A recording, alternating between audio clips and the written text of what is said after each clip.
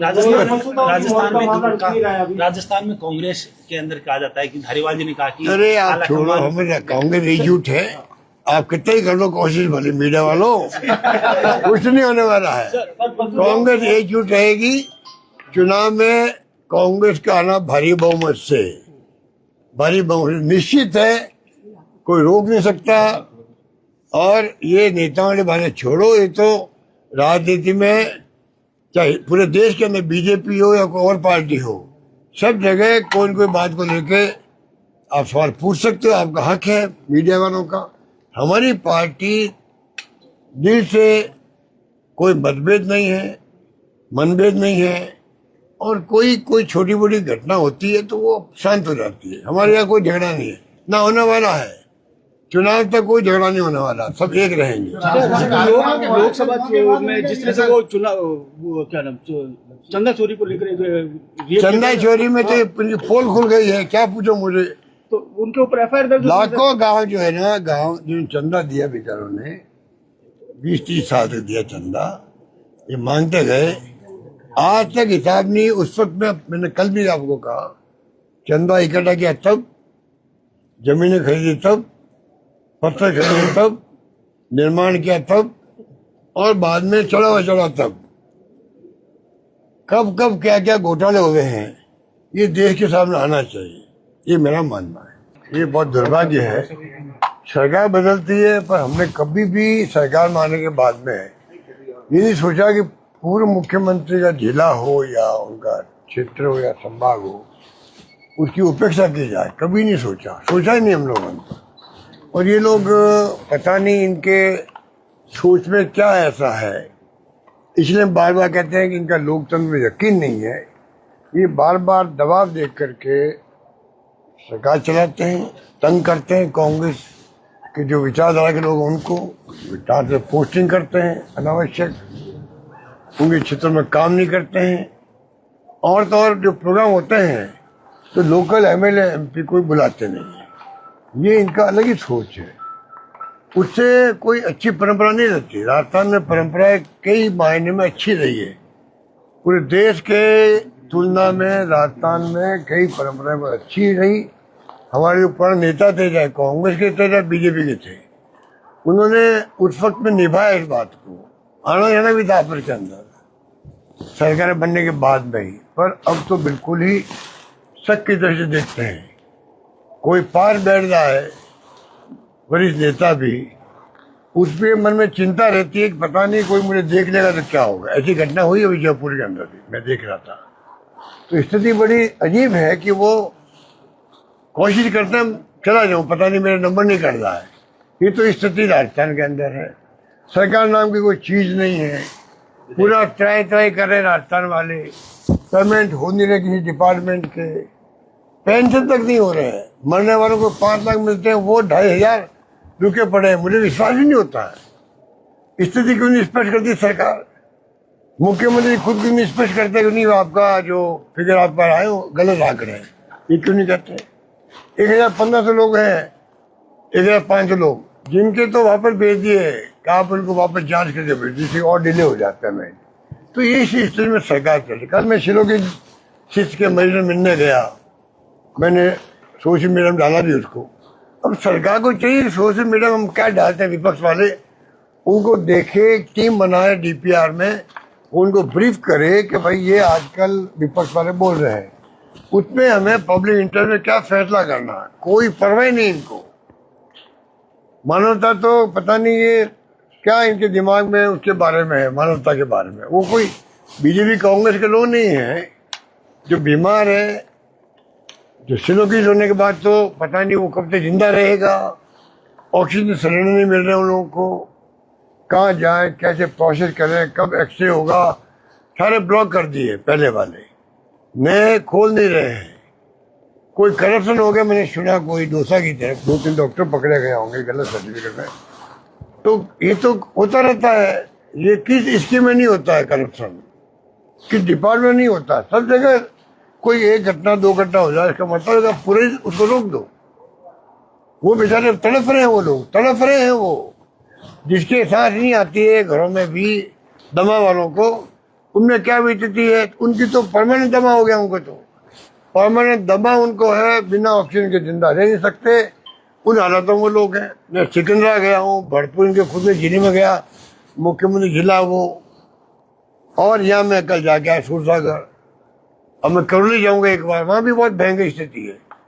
अब जब मैं जाना लगा तो और जगह रिपोर्ट आने लगी। कल बालेश्वर वाले आ गए रात को कि हमारे यहाँ बहुत स्थिति खराब है। उमेश सिंह जी आए थे, सब लोग आए थे। कहने का मतलब ये कि स्थिति नाजुक है। और आज जो हेडलाइन बनी थी आपके कब्जे करने जमीनों की, ये तो इन्होंने पता नहीं, जैसे कोई देखते अभी जिंदगी में कभी सरकार वहां पर आएगी नहीं हमारी। अभी जो विधायकों का जो है यहाँ पर, वो तो मुझे लगता है कि ऐसा व्यवहार करें बीजेपी के विधायक भी। पहले पकड़े गए, भास्कर ने वो किया था वो क्या ऑपरेशन स्टिंग ओपन किया था, यही माँ से जो पकड़े गए थे, ख्यूसर वाले ही पकड़े गए थे। कोई जवाब नहीं आज तक इनका, और विधायक पकड़े गए थे। ये जमीनी और कब्जा कर लिया, जो आज खबर आई थी।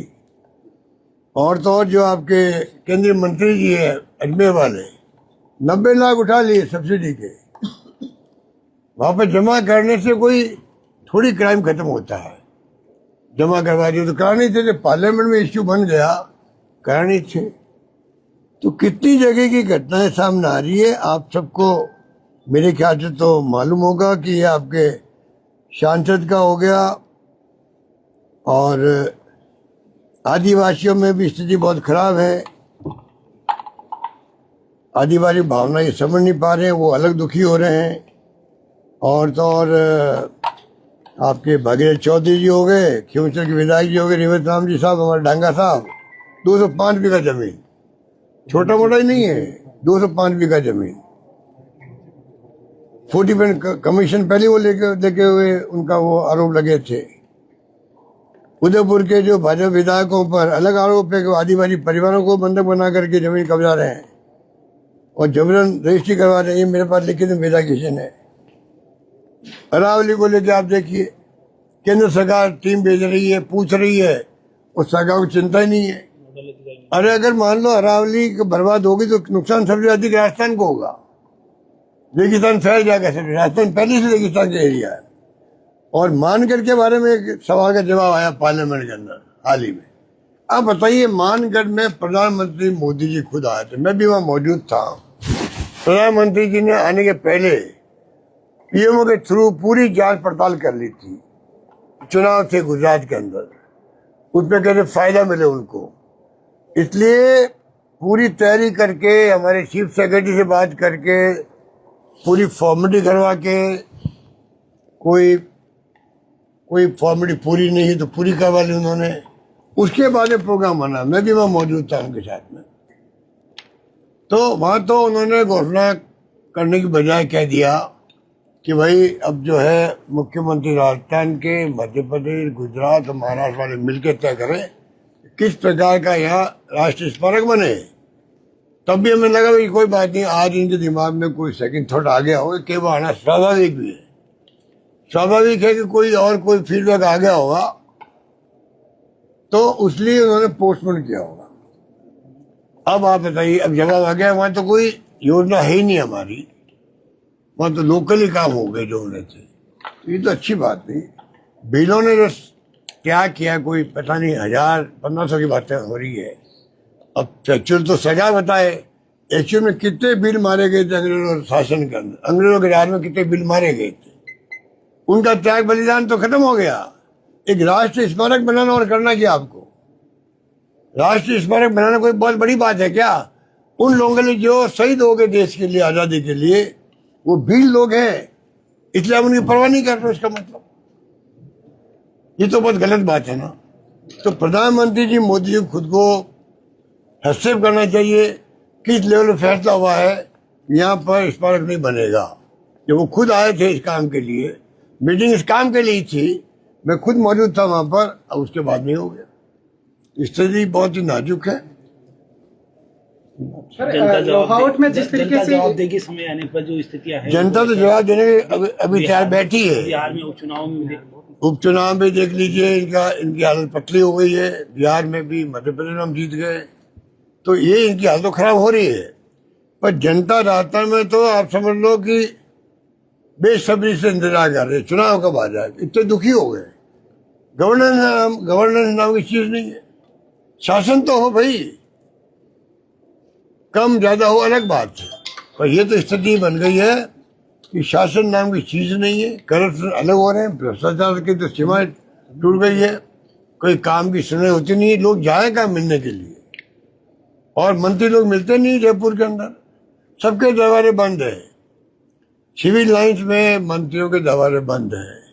जनता कहाँ जाके गुस्से बता दीजिए। मुख्यमंत्री जी आप खुद बताइए उनको कहाँ जाना चाहिए। तो सीएम ऑफिस में व्यवस्था कर दो, सब लोग वहां जाए, मंत्री भी वहां जाए, वहां के बैठ जाए आपके देख रेख के अंदर। कुछ तो हो जो जनसुनवाई हो।